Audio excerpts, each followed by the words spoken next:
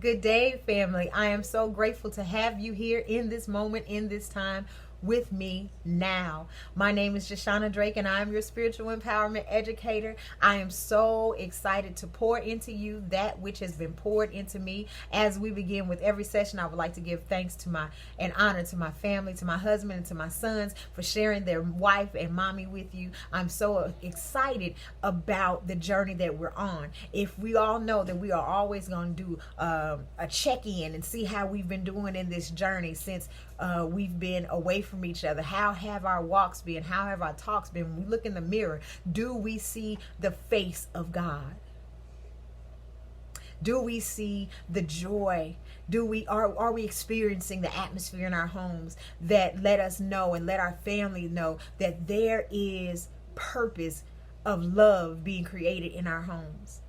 Do we have that understanding and that confidence in knowing and having a wonderful experience that God is in us and we are in God? Are we experiencing these things, and are we able to continue to walk in these things on a daily basis and be aware of where we're going, and not on a journey that we are just being tossed to and fro and that we just have absolutely no idea what we're doing? Are we growing? Are we learning? Are we distracted? Are we distracted by things that are not even worth the time of our growth? Are we allowing these things to overtake us? Well, that's what we're here for in these sessions. My mission is to make sure that everything that we do, that we can be aware of these things that are keeping us away from being in God and God being in us, and having that understanding of balance and oneness and wholeness. It's not about separating anything, separating our careers from this part of us, or separating our friends, what our friends see, than what our co-workers see, and all that kind of stuff. That is all a bunch of things that are keeping us in a schizophrenic mindset. If your social clubs or your churches, which are basically a social gathering, if people see a different face or a different facet of you when you are in their presence, and then other people get another side of you, that is literally schizophrenia.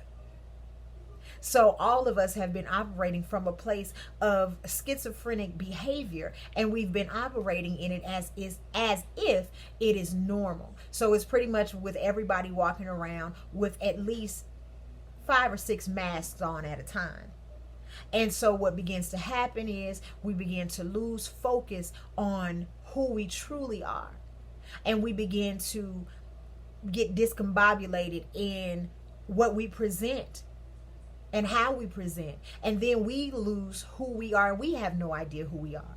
So then when times come up and things look like they are falling apart, the first thing we do is run away from ourselves. All right. So in this particular session today, you all know that the mission is to make sure that we understand action. We have words, and that's how we use words. The English language mainly to communicate. And the English language, of course, is made up of a lot of languages that are foreign to us. However, we use these words, which are our swords, and what we speak into being every single day. These words have a lot to do with our thoughts and images. So we have to make sure we know the action of these words before we continue on, or as we continue on, and that we grow, and that we use these actions properly. Words are tools, and if we're not using these tools properly, we are going to build something or take something apart improperly. So it is our duty, if we are going to be in God and God being in us, and we are generator, operator, organizer, and disassemblers in the same light as our Creator is, then we have to make sure that we know how to generate properly, how to organize properly, how to set things in order, and how to disassemble things in order and properly with the right tools. So in today's sessions, we're going to talk about the word respect. Respect, R-E-S-P-E-C-T. Aretha Franklin taught us how to spell it. However, do we know how to do it? In the word respect, we find the 2 syllables, the first being the prefix re, and re means to means again or back. Go back again, or to go back again, or something happening again. Now the word spect, S-P-E-C-T, means to see, to have the sight of something, to be able to see something. So in that knowledge, we have the word respect, meaning what we see again. Okay? Respect means what we see again. So the action of respect has nothing to do with respecting a person, someone. It's about what we see being done over and over again from someone, or what someone sees being done over and over again from us. So we are not meant to treat others with respect. We are meant to teach others through respect. That's where we get the phrase, you teach others people how to treat you. You teach people how to treat you through what they see, how they see you behave over and over again, the actions that they see you do over and over again. That's whether it is good or not so good. Okay? Whether it doesn't matter what it is. We are taught how to commune with people and how to deal with people based on what we see them do over and over again, not what they say. Not just what they say, but what they do over and over again. Imagine for a moment if everyone we encountered, including ourselves, were people who were hard of hearing, or we were deaf. Well, then it would be very clear that the words that are coming out of people's mouths have absolutely no merit in the lives of these people, because they can't hear what you're saying anyway. So therefore, in order to get someone to learn how to do something, or learn which way to go or how to do, it has to be taught through the action. And so respect is formed through what we do over and over again. When we encounter the souls and atmospheres and environments in this lifetime, we are shown how to commune with them through these actions. Our wills and minds are trained in this manner. This is how the brain functions. When we are told to do something inward, action has to follow. Imagine for those of us who are parents, or those of us who have been, who can remember or go back far enough to what it's like to have a baby, and to be able to teach that baby how to hold their bottles, or how to teach a baby, first of all, how to walk. They learn through respect. They respect the action of one foot going in front of the other. That's how they learn how to walk. They respect that action because they see it over and over again. And in the brain, the nerves in the brain pick up on points of contact. So when we hold that baby by their two hands and come on, go, do it. And we encourage them in that manner, they are having that point of contact to the words of walking. They're having that action being respected in front of them. So it almost seems as if it comes natural without us even saying, okay, today we're going to learn how to walk to a baby. We just get up and come on. Because they see, we don't even have to say the word. So when we are doing things in that mindset, in that way, we are having a better understanding of what it means to respect. We have to start learning that we have to teach through our action. Through our action is where respect is formed. Of course, whether good or evil. Along the way, we are taught how to respect behavior that causes hurt, dysfunction, dis-ease, and discomfort. In this society, this is what we have been used to. And so what has happened is the traditions, trade, the trade that happens in the commune between one another. These are what tradition, this is what the word tradition means. Is what the actions that have been respected, that have been traded back and forth. That's all tradition is. So the tradition in most of our families and most of our societies and in this culture has caused disease, illness, hurt, pain, both physically and spiritually. We've learned how to respect that because we do these things over and over again. So the constant and the consistent exists as a creative force in our lives. So if we are constantly consistent with certain actions, that is what is respected. If we are constantly inconsistent in certain actions, that is what is respected. And that is what is seen. And then therefore that becomes tradition.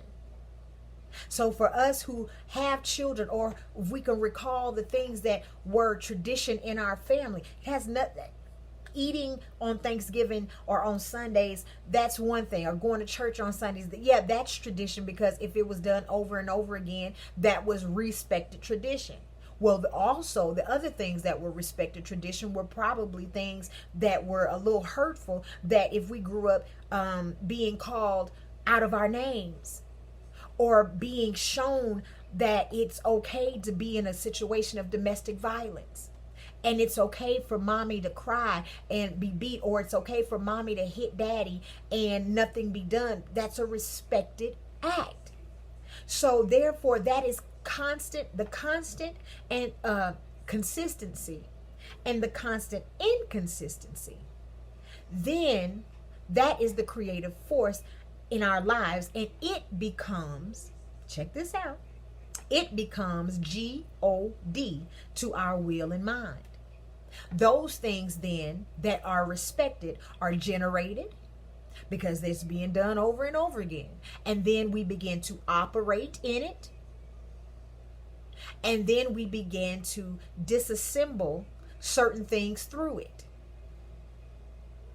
That becomes God in our lives. And this is how we've lived. This is how it's seen and respected over and over again, for people to label themselves as a certain member of a religion and then not live according to those traditions.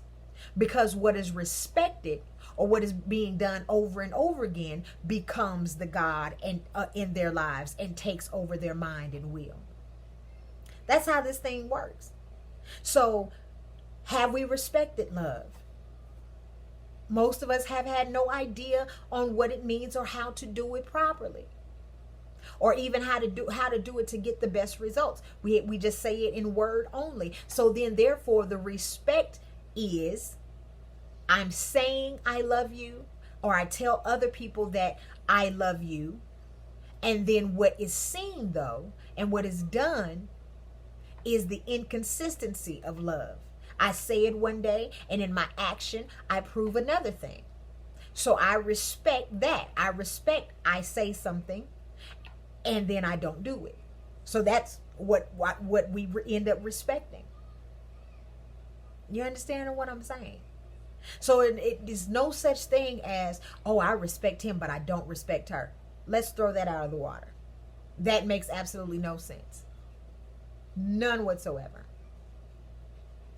The thing that we have to get into, be able to do, is pay attention and become aware to the things that we are doing over and over again in our lives. And then we gauge how beneficial it is in our lives and to our lives.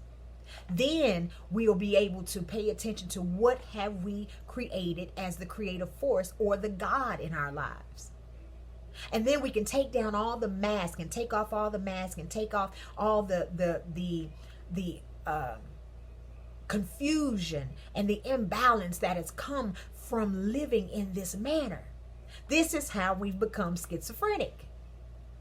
This is how most of us have been operating in this normal sickness, this normal behavior that has been infected for so long, but we continue to operate in it because it's respected. It's what we do. It's tradition.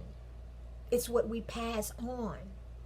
So we have to be careful about the things that we are passing on in our culture, in our families, to each other, and what we're passing back and forth in our minds and in our wills.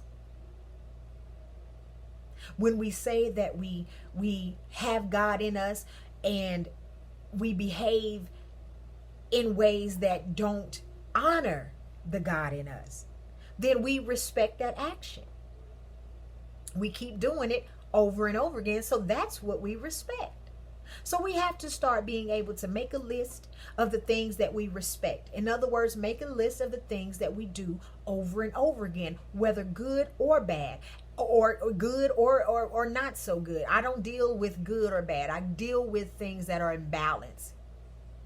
What is balancing us out? In other words, if I'm a cigarette smoker, if I'm a drug addict, if I'm an alcoholic, if I'm an overeater, if we are all of these things, then what is it? First, we have to realize and accept the fact that this is the things that we respect, and therefore these things have become the creative force in our world, so that those things have become God. This is how it works. This is what it is. So then after we look at those things and we say, okay, now are these the gods that we are willing to reign in our lives? Are we willing to be the facets or the face of God, representing the honor of in this manner? Is this how we would rather be viewed? Is this what we would rather pass on in tradition, these actions that we've taken on? If we find that these things are not beneficial and these are not things that we would like to trade back and forth with our children or back and forth in our minds and in our world with, then we begin to make changes and go ahead and put balance to it. Are these things overly positive? If they're overly positive, how can we calm these things down so we can have some good balance? This is how we learn. This is how we grow. These are practical tools to be able to get us to critically think. Critical thinking is something that we are not trained to do in this society, because everything is presented to us as this is what you must have. This is what you must do. So we're not trained to use that part of our souls and our brains to critically think about something. To critically think means we go in front of it, and we think of what the possibilities could be when we do this, and then we think of how this will, these things, that the actions that we are partaking in, how they will affect those around us. This is what we do when we critically think, because you're thinking about, and it has nothing to do with fear. This is responsibility. This is I am because you are because I am, in full action, right? So with that being said, family, the word for today and the word until the next time we come is respect. And the mission is to find those things that have been respected in our lives. What are we doing over and over again? And we are to critically think about every action that we are partaking in. And we look at it and we look and see the God we have created and the world that we have co-created around us, because all of those actions come together to form our environment. All of those actions that we have respected and traded in tradition, all of those are exactly what we see.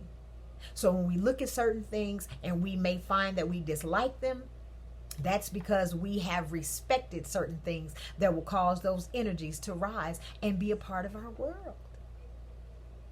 So that's my time. I'm working on making these a little short and sweet. And so I'll be back with another wonderful word and verb and action for us to dive right into and get into our new Nia and our new purpose. So now our new purpose is to truly understand respect. And until next time, family, I love y'all. I'll see you again.